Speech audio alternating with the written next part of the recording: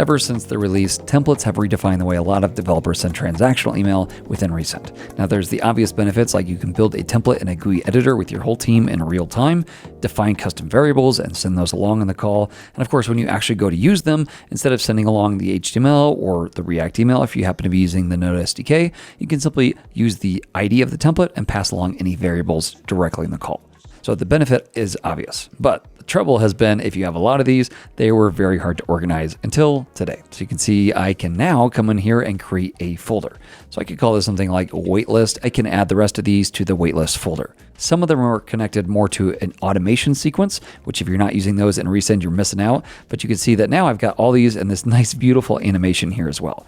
Now you might be wondering what this looks like in light mode. Well, it looks just like that. So whether you're light mode or dark mode user, you've got the full visual effects of this folder. Now inside of here, of course, you can define further nested folders. So these right here are all connected to a specific automation.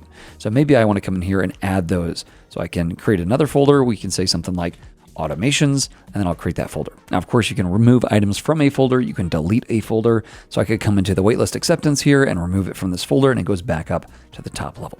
I can also delete an entire folder. So here I'll delete the folder. You'll notice here that it's not going to delete the templates.